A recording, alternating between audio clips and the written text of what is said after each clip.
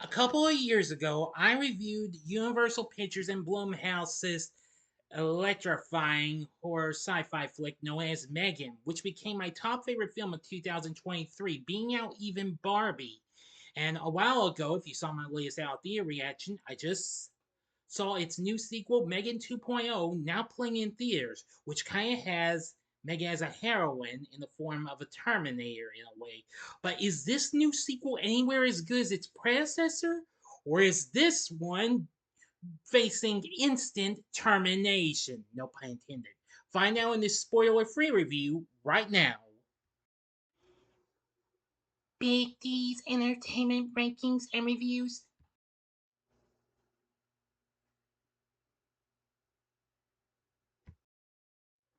So, greetings, my fellow YouTubers, and welcome to Big D's Entertainment Rankings and Reviews.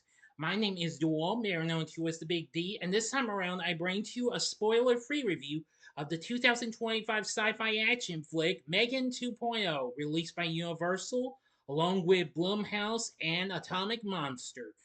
Directed by Gerard Johnstone, who helmed this film's predecessor, also wrote the screenplay for this from a story written with Akela Cooper. This is a sequel to M3Gan, which if you haven't seen my spoiler-free review of that, you can check it out by clicking on that card before going into this spoiler-free review.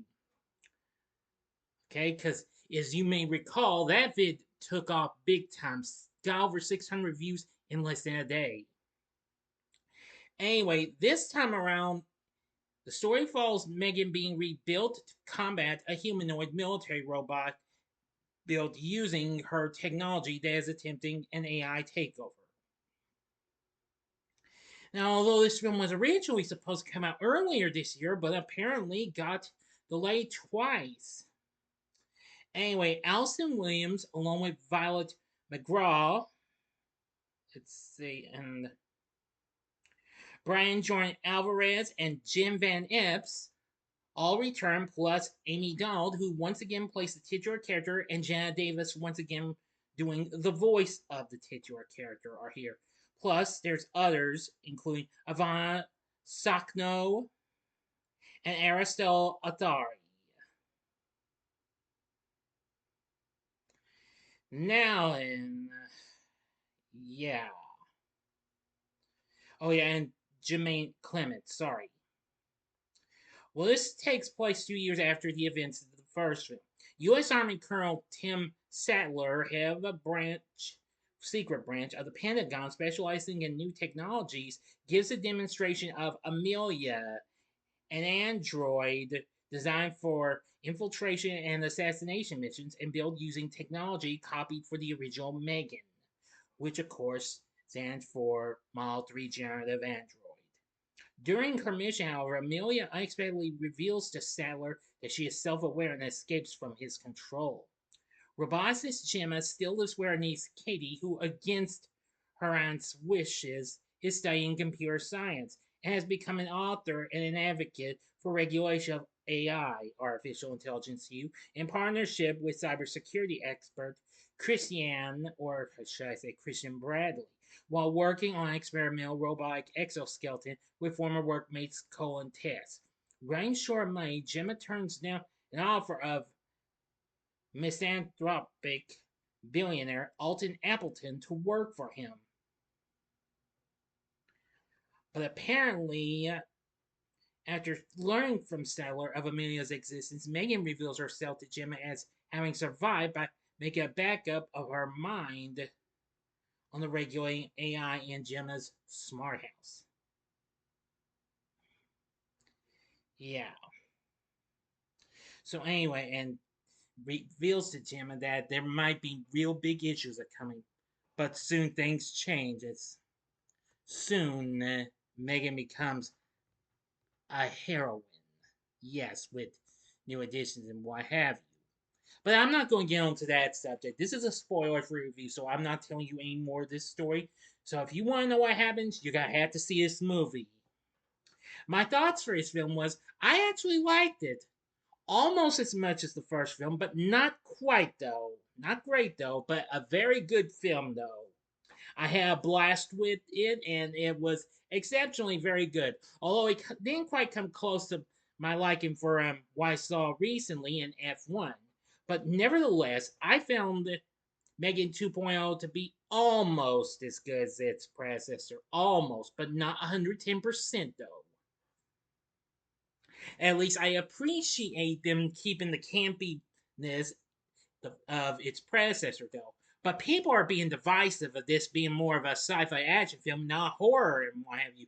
And I completely understand, y'all, which is why I'm kind of not too thrilled with the 57% on Rotten Tomatoes has, which is way off from the 95% the first film had.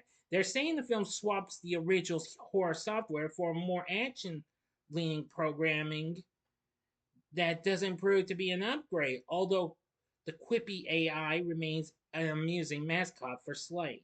Metacritic has a score of 55. Audience's Public Cinema score gave it a B+, which is, however, a slight improvement over the regular B grade that the first film got. And audiences surveyed by PostTrack gave the film a 62% definite recommend.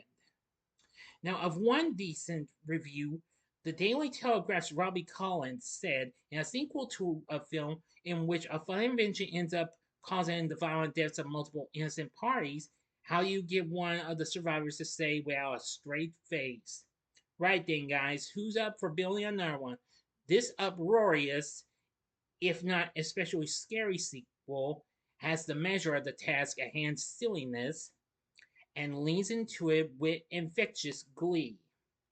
The Independent's Clarice Laurie was impressed as well, calling it a hyper-camp, dumb, funny, unexpected mashup of Terminator 2, Judgment Day, and Mission Impossible, and a pretty bizarre configuration of tones and ideas. But so were most of the Child's Play films that this series owes so much of its conceit to, and the roller coaster effect of never quite knowing what genre Johnstone might pull from next is a key part of the fun. But I really don't want to try and talk too much about this, but I do agree on those. I think this kind of makes it feel like it's Terminator 2 and the Mission Impossible films rolled into one big package. Now that I really was impressed with, but I can understand that this didn't have much horrifying bits. Well, you have few bits in my view, but they weren't 110% scary though. But oh well, at least I will give it credit for doing its extreme best. Now, unfortunately, I have another issue. The film, unfortunately, didn't open too well with a mere 10 million, which is 10 million off from its predecessor. As it now grows 17 million worldwide on its 15 to 25 million dollar budget, and that is still a bit of a big humiliating disappointment, considering if some of you are aware that Blumhouse's last three films didn't do too well. I mean, Wolfman wasn't too big, and probably you would be aware that The Woman in the Yard, which I recently watched, by the way, see what I went up in the first time watches ranking, also didn't do so hot. And, well, though it factually did okay on its budget, drop, which I'll be seeing that real soon. Expect spoiler-free reviews of those soon. But except of course, I'll probably be doing two of them in a mini reviews thread and the other one in a regular spoiler-free review.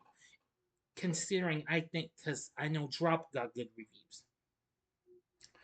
But nevertheless, I found M3Gan 2.0, while it's almost as good as its predecessor, but not 110% though, but I had a blast with it, as I've said.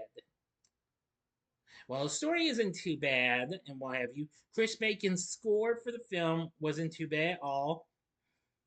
I mean, I just enjoyed it. The film's runtime is 2 hours. It could just use a little trimming, but that's kind of a slight issue, but that doesn't really deduct points. So anyway, slight issues and what have you. While I really wish it could have just had a little teensy bit of horror in it, and well, toned down a little bit on the runtime, we could have gotten better. But overall, I still enjoyed the film for what it had to offer. For our cast, Allison Williams returns as Gemma, and I have to admit she's still good like before. Now, as for Violet McGraw, on the other hand, returning as Katie, I think she was amazing. Actually, whether you know it or not, I recently did see her and her sister Madeline, who will be seen in Blumhouse's next film, which is The Black Phone 2, coming up this October, in a recent Tubi film called The Curse of the Necklace, which was pretty decent. Brian Jordan Alvarez returns as Cole, and I gotta say, he really is pretty funny like before. Jen Van Epps returns as Tess, and I've gotta say, she's still good. Now it's Amie Donald playing Megan. Absolutely very good and what have you. Jenna Davis once again does a great job in the voice of Megan. They both did great. Now, for Christian or Christian, we have Aristotle Athari, who of course was well known for being seen in the 47th season of Saturday Night Live. I think his performance was pretty good and what have you. Playing Alton Appleton is Jemaine Clement, who most people would remember him from Fly of the Conchords.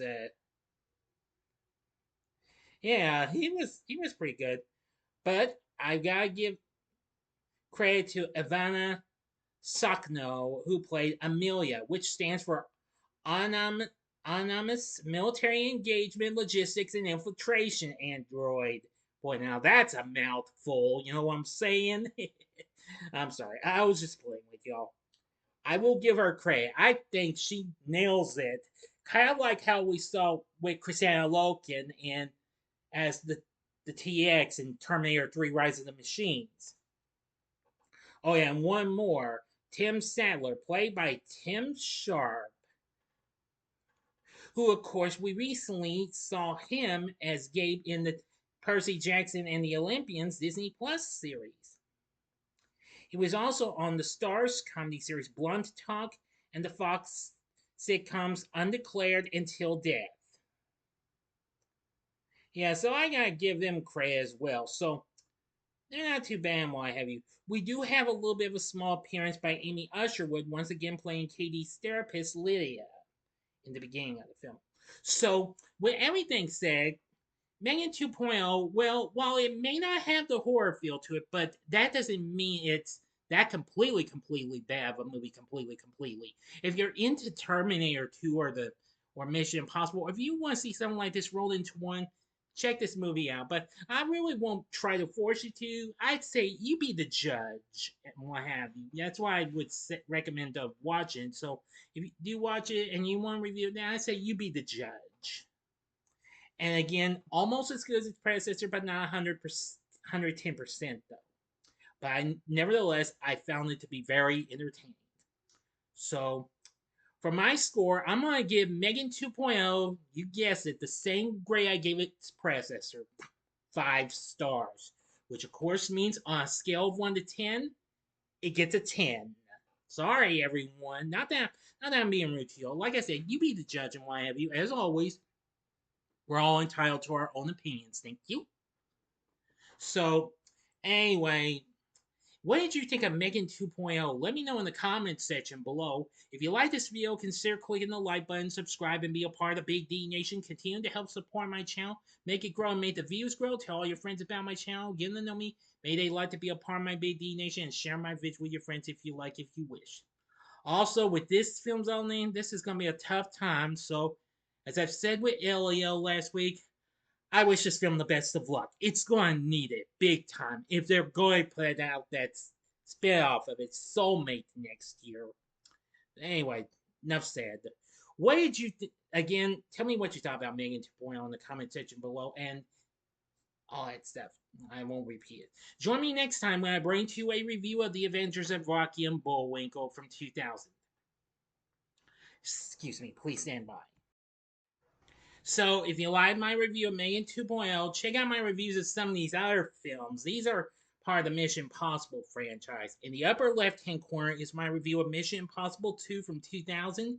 The upper right-hand corner is my review of Mission Impossible Fallout from 2018, which that is a good one. Or go to the bottom left-hand corner and see my spoiler-free review of the brand new installment, Mission Impossible: The Final Reckoning. And the bottom right corner is the button you can click to subscribe.